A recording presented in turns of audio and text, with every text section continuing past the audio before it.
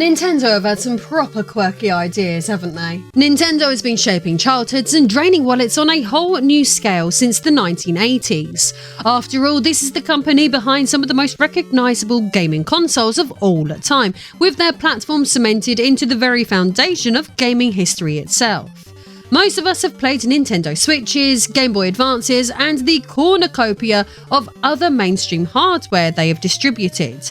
But if you take a step back from the usual nostalgia trip through the Mushroom Kingdom, you'll quickly realise that Nintendo has produced far more machines than just its headline consoles. Hidden beneath all the Mario, Zelda and Pokemon fanfare, there exists a treasure trove of overlooked system oddities, some of which were far ahead of their time, while others were just, well, very Nintendo. And that brings us to today's topic, a device that changed the Super Nintendo forever. I am Lady Decade, and if you love retro gaming oddities, then subscribe, as this is the story of the Nintendo Power System. If you're tuning in, you likely have a soft spot for physical games, the satisfaction of a full shelf of cases, the joy of leafing through old manuals, and that burst of nostalgia when a cartridge or disc clicks into place. I completely get it. Yet digital gaming also brings its own set of perks, especially for PC gamers eager to snap up the latest titles at a fraction of the cost or rediscover old favourites in exciting ways. Enter Instant Gaming, a secure and straightforward platform for grabbing digital games at unbeatable discounts. Instead of missing out on hidden indie treasures, exclusive digital releases, or those coveted day one deals, you can purchase them at prices significantly lower than on Steam and start playing instantly. Whether it's enjoying massive discounts on Final Fantasy VII Rebirth or scoring retro classics like Shredder's Revenge at a fraction of the cost, you can save up to 90% on thousands of modern, AAA, retro and indie gems right now. Don't let the chance slip by to build your ultimate PC game library without breaking the bank. Click the links below to seize these deals before they vanish. Happy shopping and enjoy the rest of today's video. Now, when you hear the name Nintendo Power, you're probably thinking of the infamous American gaming magazine, the one that's been nostalgically dissected to death by YouTubers reminiscing about their childhood cheat codes and fold-out posters. At this point, you'd be hard-pressed to find anyone even mildly interested in retro gaming who hasn't heard of it. But if you grew up in Japan, Nintendo Power wasn't a magazine at all. In fact, it was something completely different, something that, for whatever reason, Nintendo kept almost entirely exclusive to its home country.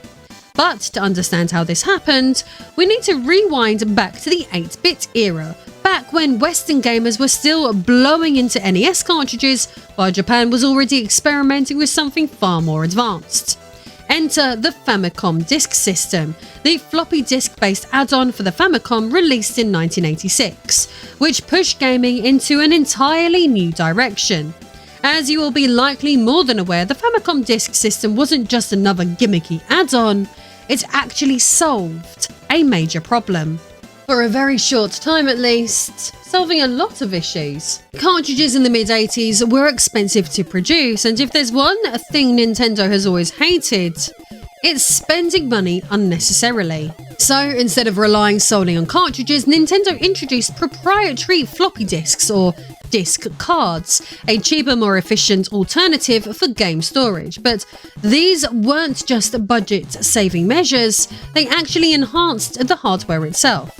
The Famicom disk system added an extra high-fidelity sound channel, meaning games sounded significantly better than their standard cartridge counterparts.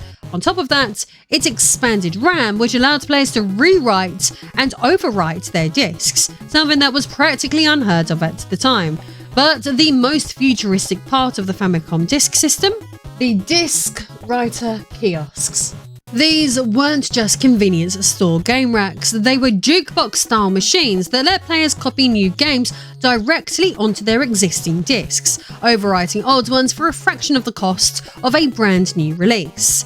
For just 500 yen, about 1/6 the cost of a standard cartridge, you could wipe your disc and get a completely new game. No need to fork out full price for another plastic shell. Just plug in your disc, pick a title, and boom, you have a brand new game. And if you're wondering, but what about the manual? Well, Nintendo had a solution for that too. Retailers sold printed manuals separately for just 100 yen, or you could order them by mail because, of course, Nintendo wasn't about to make things too convenient. Perhaps more intriguing, these kiosks weren't just for re-releases or budget-friendly alternatives, they also offered exclusive content, making them essential for serious collectors. One of the most notable examples, a proper arcade-perfect version of the original Mario Brothers. That's right, while everyone else was stuck with the butchered NES port, Disk System users got the real deal straight from Nintendo. The longevity of these disc writer kiosks in Japan was nothing short of insane. While the rest of the world moved on to CDs, DVDs, and eventually digital downloads, Japan's Famicom kiosk service was still active until 2003. A time when people were already playing on GameCubes, anticipating the PlayStation 3 and browsing the early days of the internet. Yet some die-hard fans were still walking into stores, rewriting their old floppy disks like it was 1986. But this raises an obvious question. What about the Super Famicom? Unlike its 8-bit predecessor, the Super Famicom never had a disc-based add-on. But rather than abandoning the system, Nintendo did something completely unexpected. They introduced Nintendo Power, a service that let players download SNES games onto flash cartridges years before digital downloads were even a thing. While most of the world was moving on to the Nintendo 64 and PlayStation, the Super Famicom was still holding its ground in Japan. Even in 1996, when the next-generation console war was in full swing, the Super Famicom still had enough demand for Nintendo to introduce a completely new way to buy and play games. Enter Nintendo Power Kiosks, the next evolution of the disc writer stations, but instead of using floppy disks, these machines wrote games onto specialized flash memory cartridges. The concept was identical to the Famicom Disk System's kiosks. Walk into a store, choose a game from a preset menu, and have it downloaded onto your cartridge for a fraction of the price of a full retail release. And just like before, Nintendo made sure it was cheap. These memory cartridges allowed players to own multiple games without paying full price for each individual cartridge, making it one of the most cost-effective ways to buy games at the time, assuming, of course, that you lived in Japan. Because Nintendo sure as hell wasn't letting the rest of the world have this convenience. Just like with the Famicom Disk System, Nintendo didn't want to spend a penny more than necessary on packaging. So instead of giving you a proper box and manual, they sold the manual separately because, of course they did. And in peak Nintendo fashion, they also provided blank stickers, expecting players to write their own game labels and stick them onto their cartridges, like some kind of medieval peasant branding their cattle. Who needs high-quality printed labels when you can scribble the name of your game with a half-dried-up marker pen? But despite Nintendo being its usual cheap self, the Nintendo Power service itself was actually pretty flexible when it came to pricing. Each Nintendo Power Flash cartridge was divided into 8 blocks, but only 7 of those could actually be used for storing games. The first block was reserved for the game selection menu, which meant you never actually had the full storage space advertised, but at least they had SRAM built in, meaning players could save their progress, which was actually a huge deal at the time, given that some digital download services of the era, looking at you, Sega Channel, didn't even bother. In regards to where you could experience these kiosks associated with the Power System, initially they popped up inside Lawson convenience stores. Because where else would you go to refill your game cartridge other than your local shop that sells rice balls and magazines? But as the service expanded, Nintendo Power cartridges also found their way into the aisles of the Adai supermarket chain, proving once again that Japan gets all the cool stuff while the rest of us were stuck paying full price for everything. Now, if you were really paying attention, you might have noticed something odd about some of the Nintendo Power kiosks. They had multiple cartridge slots. And no, this wasn't just some bizarre Nintendo design quirk. This actually signified the launch of the Nintendo Power Game Boy writing service. Yes, and Nintendo doubled down on the idea, extending it to the Game Boy so players could download their handheld games the same way they did with the Super Famicom. Originally, this was meant to launch in September 1999, but then Mother Nature decided to get involved. An earthquake in Taiwan, where the Nintendo Power hardware was being manufactured, caused delays, pushing the launch back until March 2000. To make amends, Nintendo actually did something pretty rare for them.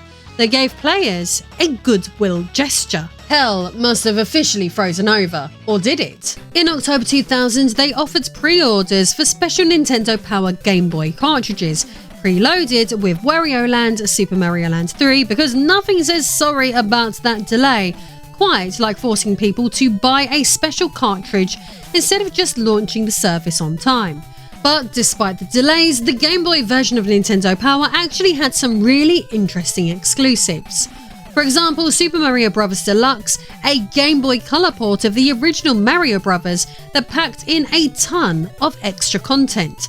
The game was exclusive to this service in Japan before it became widely available elsewhere.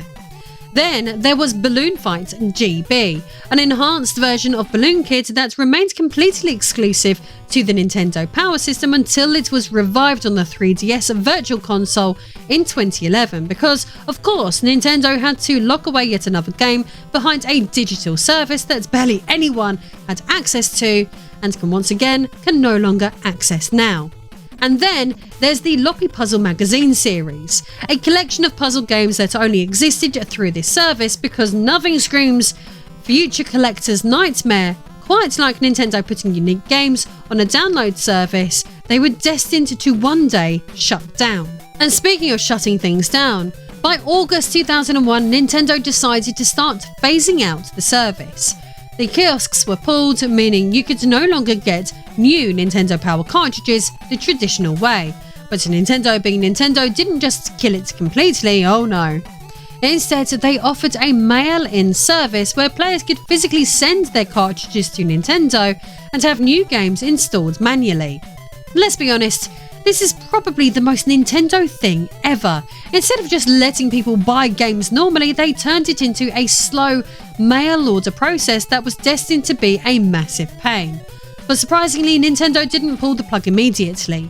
Instead, the mail-in version of the Nintendo Power service limped along for another 5 years, finally meeting its inevitable demise in February 2007, right in the middle of the Nintendo Wii era.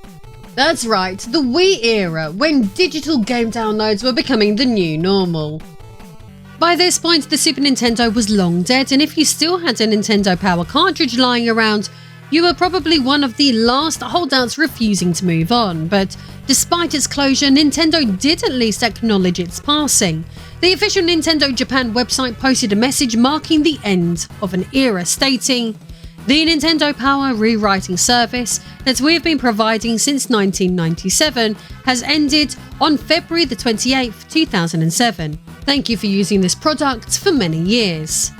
Which, translated into plain English, basically means, we had a great run, but it's time to stop clinging to your Super Nintendo and go buy a Wii like a normal person. Looking back, the Nintendo Power service remains one of the strangest, most fascinating relics in gaming history. A digital download service that was somehow both ahead of its time and doomed from the start. And it becomes even more baffling when you consider that some of the other games exclusive to this service have never been re-released in any form. That means Nintendo could have easily thrown these titles onto the Virtual Console, Switch Online, or even a basic eShop bundle, but instead they've been left to rot in digital purgatory. And that's Nintendo for you, constantly inventing brilliant things, but only letting a tiny percentage of people actually use them. While Nintendo and digital gaming have never been a great combination, fortunately the outlook remains very different when it comes to Steam. You can save up to 90% on thousands of modern AAA, retro and indie games right now. Don't miss out on this chance to build the ultimate PC game collection for next to nothing. And use my links below to grab these deals before they disappear. Or, if you want to support my work in a more personal way, access my cosplay photo library and more by becoming a backer over on Patreon. I will see you all in the next video.